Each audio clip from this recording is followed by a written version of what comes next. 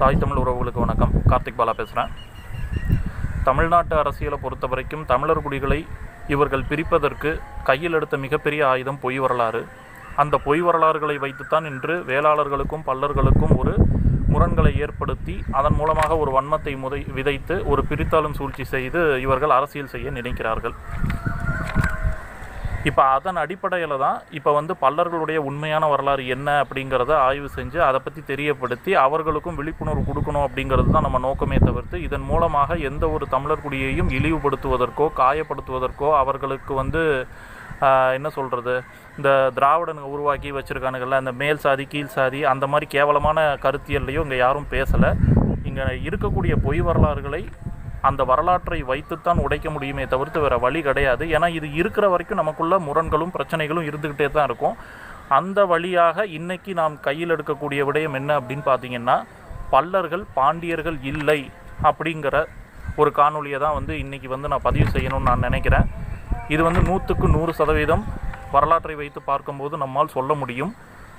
அதற்கு நம்ம என்ன செய்ய போகிறோம் அப்படின்னா, இந்த காணொலியில் மூவேந்தர் காலத்திலிருந்து, அதாவது பல்லர்கள் தங்களை பாண்டியர்கள் என்று சொல்லிக் கொள்கிறார்கள் அப்படி தானே.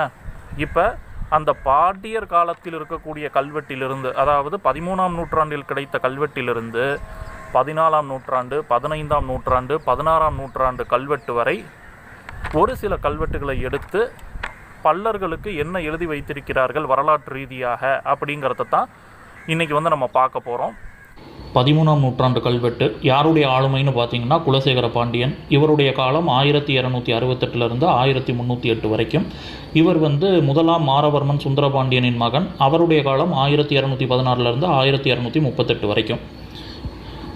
குலசேகர பாண்டியன் காலத்தில் தான் மார்க்கோ போலோ வந்த மாதிரி அப்படிங்கிற விடயங்கள்லாம் நடக்குது. இந்த கல்வெட்டில் இன்னொரு முக்கியமான விடயம் நீங்கள் என்ன தெரிஞ்சுக்கணுன்னா, தமிழர் குடிகளை இப்போ இந்த வேளாளர் வேறு வெள்ளாளர் வேறேன்னு ஒரு அரசியல் செய்து ஒரு சில பொய் வரலாறு எழுதிக்கிட்டு இருக்காங்க பார்த்தீங்களா. இப்போ இந்த கல்வெட்டை வச்சே நீங்கள் தெளிவாக புரிஞ்சுக்கலாம். அதாவது ரெட்டக்கொம்பு இன்றைக்கி நம்ம எங்கெங்கெல்லாம் பதிவு பண்ணுறோமோ 16ஆம் நூற்றாண்டுக்கு முன்னால் வரைக்கும் பெரும்பான்மையாக ஒத்தக்கொம்பு தான் கல்வெட்டில் எழுதியிருக்காங்கங்கிறத புரிஞ்சுக்கோங்க. குலசேகர பாண்டியனை செகர பாண்டியன் அப்படின்னு தான் எழுதியிருக்காங்க. தேவரை தெவருன்னு தான் எழுதியிருக்காங்க. சேரிய செரி அப்படின்னு தான் எழுதியிருக்காங்க. இதிலிருந்து தெளிவாக நமக்கு புரிஞ்சுக்க வேண்டியது என்ன அப்படின்னா, உரைநடையில் எழுதும்போது இவர்கள் தேவர் குலசேகரன் சேரி அப்படின்னு எழுதுவாங்களே தவிர்த்து கல்வெட்டுகளில் ஒத்த கொம்பு தான் போடுவாங்க அப்படிங்கிறத புரிஞ்சுக்குங்க. இந்த கல்வெட்டில் என்ன இருக்குது அப்படின்னு நம்ம பார்ப்போம். புறஞ்சேரியில் இருக்கும் பல்லர், பிடாக்களில் இருக்கும் பல்லர், பிடானா பின்புறம். இந்த கல்வெட்டில் இதுதான் எழுதி வச்சுருக்காங்க. அப்படின்னா இவர்கள் பல்லர்கள் என்ன சொல்கிறாங்க, நாங்கள் தான் பாண்டியர்கள்னு சொல்கிறாங்க. பாண்டியர்களாக இருக்கக்கூடிய பல்லர்கள் அப்படின்னு இருந்தால் எதற்காக பல்லர்கள் புறச்சேரியில் இருக்க வேண்டும்? இதிலிருந்தே ரொம்ப தெளிவாக நாம் சொல்லலாம், பல்லர்கள் பாண்டியர்கள் இல்லை. இவர்கள் சொல்வது போல் வடுகர்கள் தான் இவர்களை அடிமைப்படுத்தினார்கள் அப்படிங்கிற கருத்தியல் போய், வடுகர்களுக்கு முன்னால் இவர்கள் அரசர்களாகவும் இல்லை என்பது இந்த ஒரு கல்வெட்டை வைத்தே நாம் மிக தெளிவாக கூற முடியும். அதற்கு இந்த கல்வெட்டே சான்று அப்படிங்கிறத பார்த்துக்கோங்க. ஏன்னா இந்த கல்வெட்டு உருவாக்குனதே பாண்டியர் காலத்தில்தான் பல்லர்கள் புறச்சேரியில் இருக்கிறார்கள் என்றால் பல்லர்கள் பாண்டியர் இல்லை என்பது மிக தெளிவாக இந்த கல்வெட்டு மூலமாக நாம் புரிந்து கொள்ள முடிகிறது. 14ஆம் நூற்றாண்டு முகலாயர் காலத்தில் உருவாக்கப்பட்ட கல்வெட்டு. ஹிஜ்ரா எண் 771. நம்முடைய ஆண்டுபடி சொல்லணுன்னா 1369. இந்த கல்வெட்டோட நோக்கம் என்ன அப்படின்னா, முகலாயர்களை எதிர்த்து தாக்குதல் செய்ய மாட்டோம் அப்படின்னு சொல்லிட்டு ஒரு சில நிபந்தனைகளை வைத்து ஒப்பந்தம் செய்கிறார்கள். அது யார் முன்னால் அப்படின்னா, நம்ம தமிழர்களாக இருக்கக்கூடிய கருமார், புறத்தாறு, கல்லர், அதுக்கப்புறம் அறந்தாங்கியார், உள்ளமளித்தார் முன்னிலையில் இனி நாங்கள் உங்களை தாக்குனா இது போன்ற தண்டனையை ஏற்றுக்கொள்கிறோம் அப்படின்னு இங்கே ஒப்பந்தம் பண்ணுறாங்க முகலாயர் முன்னிலையில்.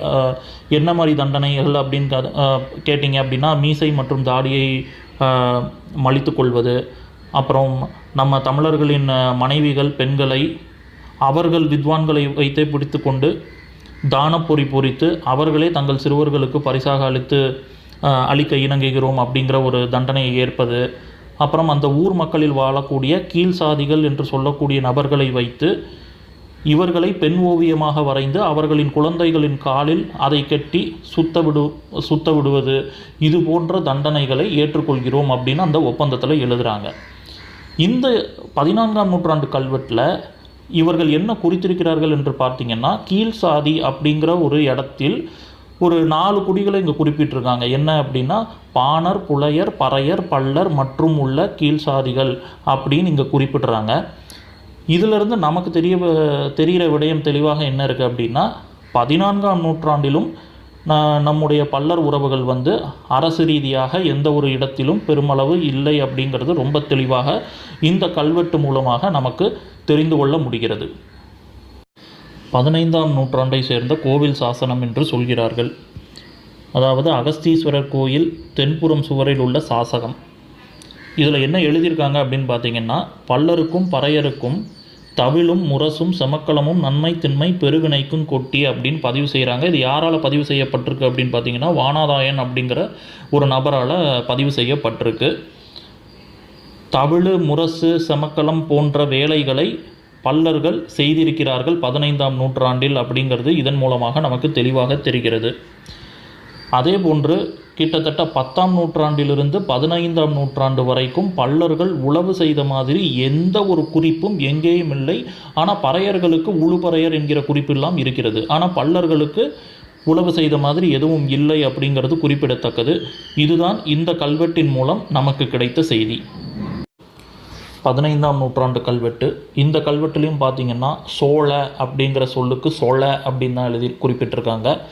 அதே மாதிரி குடியிலே அப்படிங்கிற அந்த ரெட்டக்கொம்பிலேக்கு ஒத்த கொம்பிலே தான் இங்கே குறிப்பிட்டிருக்காங்க அப்படிங்கிறத தமிழர் குடிகள் தெரிந்து கொள்ளுங்கள். இந்த கல்வெட்டில் என்ன குறிச்சிருக்காங்க அப்படின்னு பார்த்தீங்கன்னா, குன்று சூழ் நாட்டு செருந்தா நம்பு செய்வார், பாண்டியனார் மகன் வன்னியர், திருச்சிராப்பள்ளி உடையார் உதயப்பெருமாள் இம்மூவரும் இந்நாட்டு பகைத்தலை பாடி காவலனான கீழைக்குறிச்சி ஊராளிகளில் வழித்துணையான மாவழி வானாதிராயன் உள்ளிட்டாரும் சோழகொன் பறையர் மகன் சூராண்டார்க்கும் பகை தீர்ந்து காவமுறி கொடுத்த பரிசாவது முன்னாளிலே செய்யான் மாவழி வானாதிராயன் பல்லர் பசங்க ஓடிப்போய் நெருஞ்சி குடியிலே இருக்கையில் இவர்கள் ஊர் மாடும் அழித்து இந்த பல்லரையும் பிடித்து கொண்டு வருகச்சிதே அப்படிங்கிற மாதிரி பதிவு பண்ணியிருக்காங்க. இது அப்படியே அந்த கதை என்ன ஆகுது, இங்கே நடந்த விடயம் என்னங்கிறத வந்து அப்படியே சொல்லிகிட்டே போகிறாங்க. இதிலேருந்து நம்ம தெரிஞ்சுக்கிட்டது என்ன அப்படின்னா, 15ஆம் நூற்றாண்டில் பல்லர்களுடைய நிலைமை மிகவும் ஒரு வருத்தம் தரக்கூடிய ஒரு விடயமாக தான் இருக்கிறது அப்படிங்கிறத வந்து இந்த கல்வெட்டு மூலமாக தமிழர் குடிகள் தெளிவாக புரிந்து கொள்ளுங்கள். 16ஆம் நூற்றாண்டைச் சேர்ந்த கல்வெட்டு. இளம்பலக்குடி என்கிற ஊரில் இருக்கக்கூடிய வலங்கை பிரிவில் இருக்கும் பறையர்களுக்கும் இடங்கை பிரிவில் இருக்கக்கூடிய பல்லர்களுக்கும் நடக்கின்ற ஒரு விருது சண்டை. இதன் மூலமாக யார் யாருக்கு என்னென்ன உரிமைகள் கொடுக்கப்பட்டிருக்கிறது அப்படிங்கிறது தான் இந்த கல்வெட்டில் வந்து தெரியப்படுத்தியிருக்காங்க. இப்போ 16ஆம் நூற்றாண்டில் பல்லர்களுக்கு கிடைக்கப்பட்ட உரிமைகள் என்ன அப்படின்னு பார்த்தீங்கன்னா, தவிழ் வாசிப்பது, ஜமக்காலம் விரிப்பது, 5 பந்தக்கால், இதுதான் வந்து இவர்களுக்கு கொடுக்கப்பட்ட உரிமை. நமக்கு 16ஆம் நூற்றாண்டுலேயும் பல்லர்கள் உளவு பார்த்தார்கள் அப்படிங்கிற மாதிரி எந்த ஒரு கல்வெட்டும் இதுவரை கிடைக்கவில்லை. நம்மளும் வந்து நிறைய விடயத்தை தேடிட்டு தான் இருக்கோம். அதாவது பல்லர் என்பவர்கள் உழவர்களா அப்படிங்கிற மாதிரி தெரியப்படுத்துறதுக்கு உண்டான கல்வெட்டு எதுவுமே கிடைக்கல. இப்போ 16ஆம் நூற்றாண்டில் அவர்கள் தமிழ் வாசித்திருக்கிறார்கள் என்பதற்கு இந்த கல்வெட்டே ஒரு சான்றாக நாம் வந்து தெரியப்படுத்தலாம் அப்படிங்கிறது தான் இதன் மூலமாக புரிந்து கொள்ளக்கூடிய செய்தி. என்ன தமிழர் குடிகளே, பார்த்துருப்பீங்க 13ஆம் நூற்றாண்டு கல்வெட்டிலிருந்து 16ஆம் நூற்றாண்டு கல்வெட்டு வரைக்கும் என்ன எழுதியிருக்கிறார்கள் அப்படிங்கிறது வரலாற்று ரீதியாக தெளிவாக தொல்லியல் ரீதியாக நமக்கு கிடைத்த ஆவணங்கள் இது. 13ஆம் நூற்றாண்டில் குலசேகர பாண்டியனின் ஒரு கல்வெட்டை வைத்தே பல்லர்கள் பாண்டியர்கள் இல்லை என்று 100% சொல்லிவிட முடியும். இவர்கள் சொல்லக்கூடிய வரலாறே அப்படி தான். ஏன்னா இப்போ பார்த்தீங்கன்னா பல்லர்கள் வந்து இந்திரகுலம் அப்படின்னு தான் அவங்க சொல்லிகிட்டு இருக்காங்க. ஆனால் பாண்டியர்கள் சந்திரகுலத்தவர்கள். அப்போ இதிலிருந்தே வந்து எல்லாமே வரலாற்றுக்கு முரணானது தான். இவர்கள் இந்திரன் வழி வந்தவர்கள் என்று சொல்கிறார்கள். இப்போ அதே மாதிரி வேளாளர் எடுத்துக்கிட்டிங்கன்னாலும் வேளாளர்கள் வந்து திருமால் வழி வந்தவர்கள், பூதேவி புத்திரர் அப்படின்னு தான் சொல்லப்படுகிறதே தவிர்த்து இந்திரன் வழி வந்தவர்கள் வேளாளர்கள்னு வரலாற்றில் எங்கேயுமே கிடையாது. இவங்க பாண்டியரும் நான் தாங்கிறாங்க, வேளாளரும் நான் தாங்கிறாங்க. இது எல்லாமே பார்த்திங்கன்னா மூல செலவு செய்யும். அதனால தான் பல்லர் உறவுகள் மேலே வந்து எனக்கு கோபம் அந்த மாதிரி எந்த ஒரு விடயமுமே வந்து வர்றது கிடையாது. ஏன்னா இதெல்லாம் திட்டமிட்டே நடக்கப்படுவது, நடக்கும் பொய் வரலாறுகளை நம்பிதான் இவர்கள் சுற்றி கொண்டிருக்கிறார்கள். வேற வழி கிடையாது. ஏன்னா எல்லா குடிகள்லையும் திராவிடர்களும் ஆரியர்களும் சேர்ந்து இது போன்று பல பேரை உருவாக்கி வச்சு நம்மளை வந்து மூலசெலவு செஞ்சுக்கிட்டு இருக்காங்க அப்படிங்கிறத முதல்ல புரிஞ்சுக்குங்க. இப்போ இந்த 13ஆம் நூற்றாண்டுலேருந்து 16ஆம் நூற்றாண்டு வரைக்கும் நம்ம பார்த்த கல்வெட்டுகளில் இதில் வந்து தெளிவாக நம்ம ஒன்று சொல்லலாம். என்ன அப்படின்னா, பல்லர்கள் உளவு பார்த்த மாதிரி எந்த ஒரு கல்வெட்டும் இல்லை. பல்லர்கள் பாண்டியர்களாக இல்லை. பல்லர்கள் சிற்றரசர்களாக இருக்க வாய்ப்பில்லை. பல்லர்களுக்கும் வடுகர்களுக்கும் வரலாற்று ரீதியாக எந்த ஒரு சண்டையும் நடந்ததில்லை. அது மட்டும் இல்லை, இப்போ பல்லர் உறவுகள் வந்து இப்போ வடுகர் மட்டும் இங்கே படையெடுக்கலை. முகலாயர் காலத்துலேயும் பல்லர்கள் எந்த ஒரு நிலையில் இருந்தாங்க அப்படிங்கிறதுக்கும் கண்டந்தேவி கல்வெட்டு இருக்குது. அதன் பிறகு விஜயநகரம் வந்துச்சு, அப்பவும் இவர்கள் சண்டை போடல. நாயுடு காலத்துலேயும் இவர்கள் சண்டை போடல. போர்ட்டுகீஸ் வந்தான், அவங்ககிட்டையும் சண்டை போடல. ஃப்ரெஞ்சுக்காரன் வரும்போதும் சண்டை போடல. டச்சுக்காரன் வரும்போதும் சண்டை போடல. வெள்ளைக்காரன் வரும்போதும் சண்டை போடல. இவர்கள் தான் பாண்டியர்கள் என்றால் ஏன் சண்டை போடாமல் இருக்காங்க? ஏன் சண்டை போடலை? கேட்டால் எங்கள் வரலாறு அழிச்சிட்டாங்கங்கிறாங்க. அதெல்லாம் வந்து ஏற்புடையதாகவே அதாவது இவர்களாக ஒரு உலகத்தில் இருக்கிறார்கள். அந்த உலகத்தில் நான் தான் ராஜா, நான் தான் பாண்டியன், நான் தான் குடும்ப முறை, அது இதுன்னு இவங்களே சொல்கிறாங்க. அதை ஒரு புத்தகமாக எழுதுகிறாங்க. அதை தமிழ் தேசியங்கிற பேரில் பரப்புகிறாங்க. அதை வந்து நம்ப வைக்க முயற்சி பண்ணுறாங்க. அதை நம்பலை, இது பொய் அப்படின்னு நம்ம உண்மை வரலாறு சொன்னால் நம்ம வந்து போலி தமிழ் தேசியவாதிகள், இவர்களை எதிர்க்கிறோம் அப்படின்னு சொல்லிட்டு இந்த அட்டவணை பட்டியலில் இருக்கக்கூடியவர்கள் வந்து இந்த நிறைய நேரத்தில் வந்து இந்த சிம்பத்தியை மையப்படுத்தி தான் நமக்கு வந்து சாதி வரி முத்திரை குத்துறாங்க. மற்ற தமிழர் குடிகளும் இதை ஆதரித்து ஒரு சிம்பத்திலே வந்து அவர்கள் சொல்வதை வந்து கண்டுகொள்ளாமல் போகிறதுனால தான் இவ்வளோ பெரிய பொய் வரலாறுகள் தமிழர் நிலத்தில் வந்து உருவாகிட்டு இருக்கு அப்படிங்கிறத முதல்ல புரிஞ்சுக்குங்க. ஏன்னா இப்போ அந்த இது மாவலி வானாதிராயர் கல்வெட்டில் வந்து பல்லர்களை வந்து பிடிச்சிக்கிட்டு வாங்க அப்படிங்கிற மாதிரி எழுதி வச்சுருக்காங்க. அப்போ பல்லர்களின் நிலைமை எப்படி, எவ்வளோ வருத்தம் தரக்கூடிய ஒரு நிலைமையெல்லாம் அவங்க இருந்திருக்காங்கன்னு வந்து நம்மளால் புரிஞ்சிக்க முடியுது. இப்போ பாண்டியர் மரபினர் இப்படியா இருப்பாங்க? எதிர்த்து சண்டை போட மாட்டான், செத்தாலும் பரவாயில்லன்னு சொல்லிட்டு எத்தனை சண்டை செஞ்சுருப்பான், எவ்வளோ வரலாறு இப்போ பல்லர் அப்படிங்கிற பேரில் வந்து தமிழ்நாட்டில் வந்து எங்கெங்கெல்லாமோ இருந்திருக்கணும்ல. ஏன் அந்த மாதிரி எதுவுமே இல்லை? 16ஆம் நூற்றாண்டு வரைக்கும் பல்லர்கள் உலகு பார்த்த மாதிரி எதுவுமே இல்லையேங்க. பல்லர்கள் பறையர்களோடு சேர்ந்து இந்த தவில் அடிச்சிருக்காங்க. இது எல்லாமே வந்து குறிப்பாக இருக்கிறது. அப்போ தெளிவாக இது வந்து ஒரு எக்ஸிக்யூஷன், அவ்வளோதான்.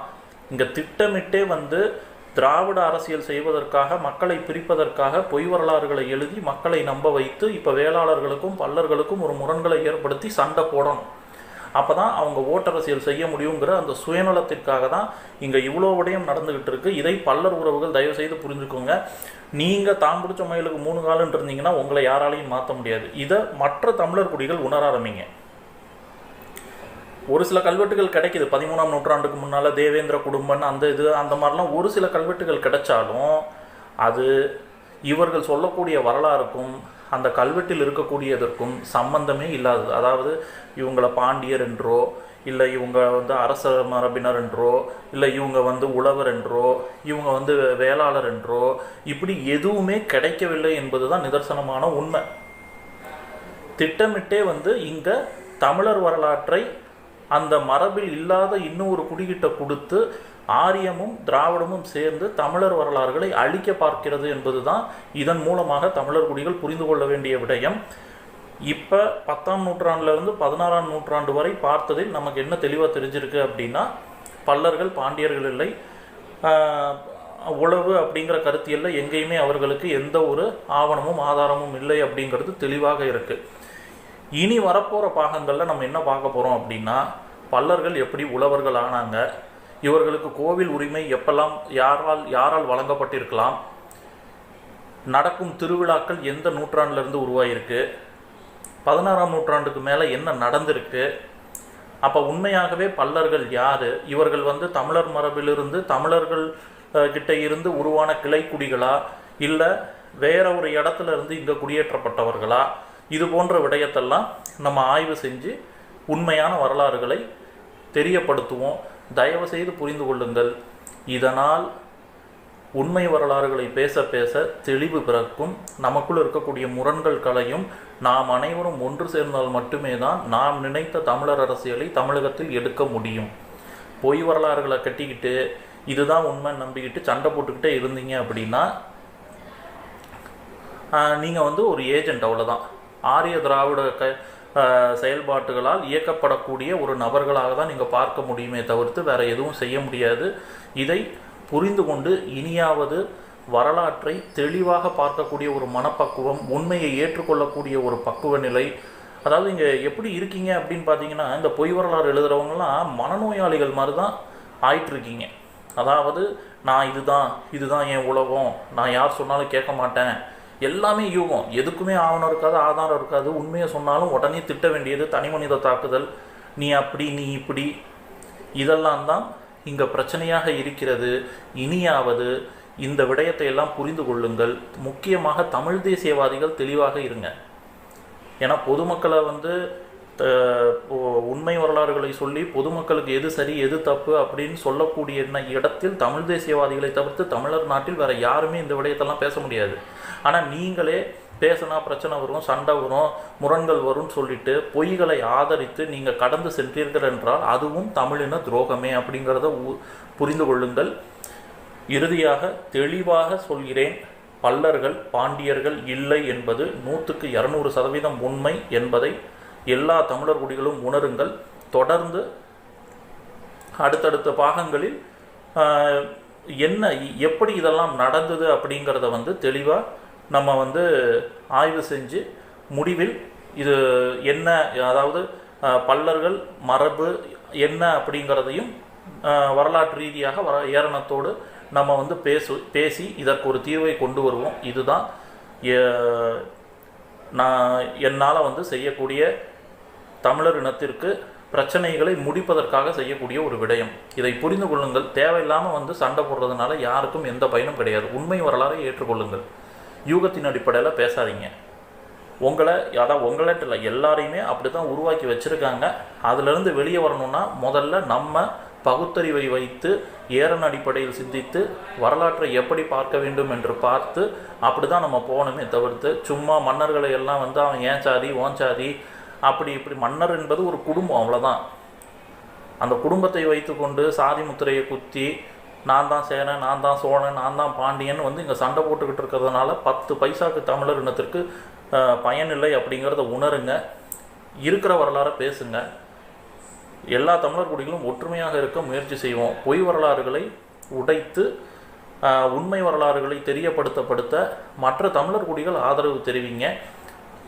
உண்மை பக்கம் இங்கே அதிகமாக ஆட்கள் சேர தான் இது போன்ற பொய் வரலாறுகளை நாம் முற்றிலுமாக உடைத்து ஒரு வரலாற்று ரீதியான இருக்கக்கூடிய முரண்களை அழித்து பிரச்சனை வராமல் நம்ம வாட்டுக்கு தமிழர் அரசியலை எடுத்துகிட்டு போக முடியும் அப்படிங்கிறது தான் என்னுடைய கருத்து. புரிந்து கொள்ளுங்கள். அடுத்த பாகங்களில் சந்திப்போம். நன்றி. வாழ்க தமிழ், வெல்க தமிழர் குடிகள்.